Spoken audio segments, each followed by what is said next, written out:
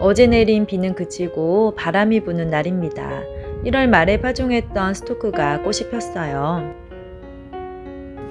어제 내린 비로 옥상 정원은 축축하지만 꽃들은 기분 좋아 보이는 것 같아요.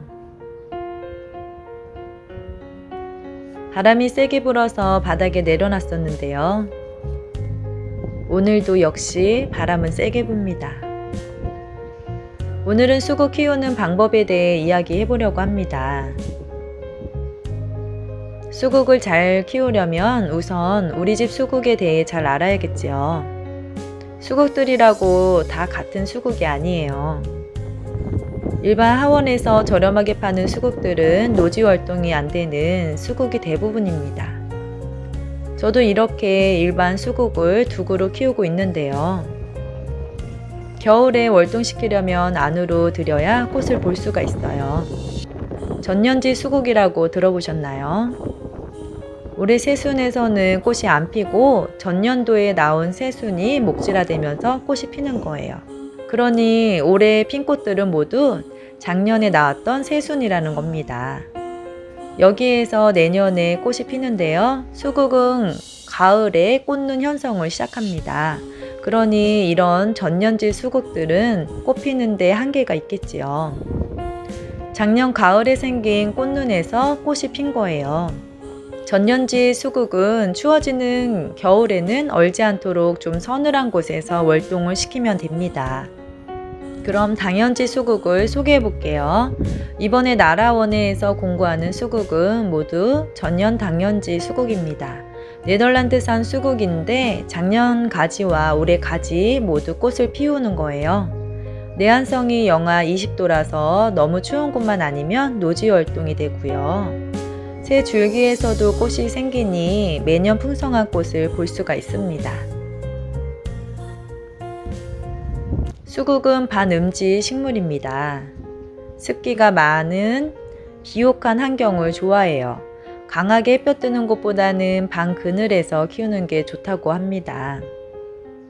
하지만 저는 키우는 환경이 옥상이라서 그늘진 곳이 별로 없어서요. 직강에서 키우고 있는데요. 너무 그늘진 곳보다는 차라리 햇볕에서 키우는 게 좋습니다. 꽃을 피우는 식물들은 반나절 정도 햇볕이 들어야 꽃을 피우거든요. 너무 그늘진 곳은 꽃을 피우기 어렵습니다. 그리고 수국은 배수가 잘 되는 곳에 심어야 해요. 물을 좋아하는 수국이라 자주 물을 주는데 배수가 잘 안 되면 무름이나 각종 병충해에 걸릴 수가 있습니다. 수국을 하원에서 사와서 분갈이를 해야 한다면 최대한 뿌리를 건드리지 말고 그대로 큰 화분에 옮겨 심어주는 게 좋습니다. 전년지 수국은 새순이 부러지지 않게 해주셔야 되고요. 배수가 잘 되도록 원예용 상토와 마사토를 섞어서 해주시면 좋아요. 뿌리가 꽉 차 있다면 뿌리는 끊지 말고 느슨하게 풀어주시면서 넣어주시면 되고요. 수국이 작고 뿌리도 많지 않다면 그대로 옮겨 심어줍니다. 정원 수국은 키가 많이 크지 않아서 25cm에서 30cm 화분에 심어줬어요. 수국은 이름처럼 물을 많이 좋아합니다. 배수가 잘 되는 곳에 심으셨다면 겉흙이 말랐을 때 매일 물을 줍니다.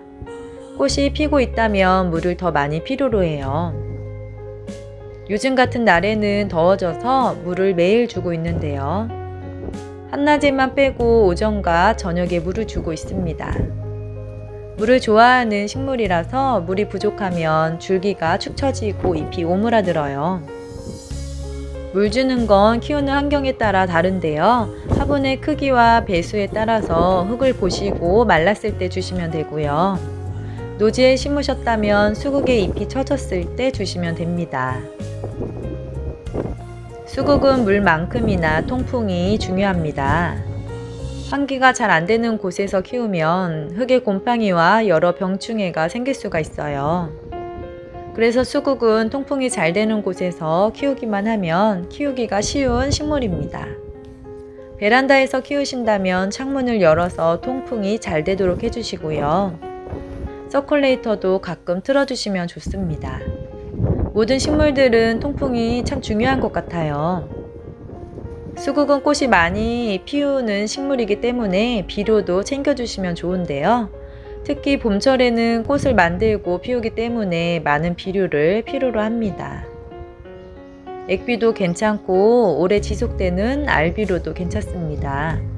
알비료는 25cm에서 30cm 화분에 일반 숟가락으로 한 스푼씩 주었어요.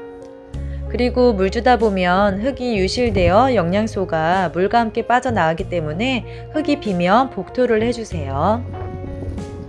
수국은 품종이나 토양에 따라 꽃색이 변합니다. 흙의 산도가 산성일 때는 청색으로 바뀌고요.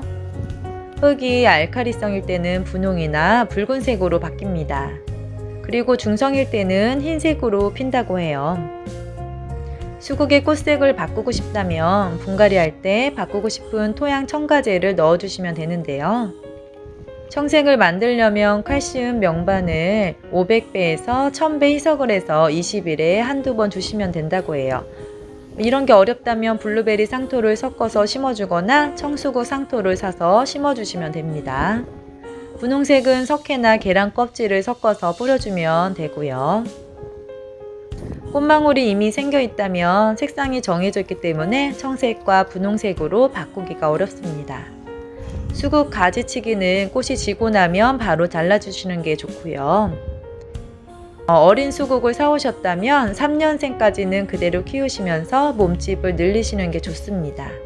수국은 키우는 건 쉽지만 초보자라면 가지치기가 제일 어려운데요. 특히 전년지 수국 가지치기는 잘못 자르게 되면 내년에 꽃을 못 볼 수도 있기 때문이에요. 그래서 꽃이 지고 난 후에 6, 7월쯤에 소독된 가위로 꽃이 핀 줄기 바로 아래를 잘라주시면 됩니다. 아니면 시든 꽃만 손으로 따주시면 되고요. 가지치기에 자신이 없다면 그대로 키우셔도 상관은 없습니다. 가지치기 안 하고 키우다가 내년에 죽은 가지만 잘라주시면 돼요. 당연지 수국은 가지치기 걱정할 필요가 없는데요. 시든 꽃만 자르시거나 순치기로 따주시면 내년에 정가지와 새 줄기에서도 꽃눈이 생깁니다. 계속해서 새순이 나오고 꽃이 달리니 가을까지 풍성하게 꽃을 볼 수가 있어요. 전년지 수국은 겨울에 월동이 참 중요합니다. 너무 추운 곳이 아니라면 노지 활동이 가능해요. 수국은 겨울철에 조금 춥게 관리를 해줘야 내년에 꽃을 피우기 때문에요. 얼지 않을 정도로 서늘한 곳에서 월동을 시켜줍니다. 베란다나 옥상 계단에서 월동시키면 좋을 것 같아요. 이번에 나라원에서 나온 신품종들은 내한성이 강해서 정원 수국은 영하 20도까지 괜찮고요. 목수국들은 영하 30도까지 괜찮습니다. 아주 추운 곳이 아니라면 노지 활동이 가능한 수국들이에요. 그래서 수국 초보자도 쉽게 키울 수가 있는 수국입니다. 내한성도 강한 데다 전년 당년지 수국들이라 새 가지에서도 꽃이 피어서요.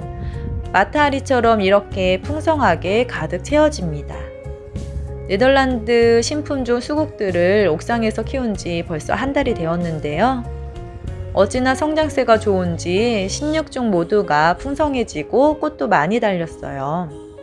로얄티 컬렉션인 정원 수국들은 꽃대를 달고 오기도 해서 꽃이 피고 있지만 목수국들은 좀 느리거든요. 이제 2개 정도만 꽃이 생겼어요.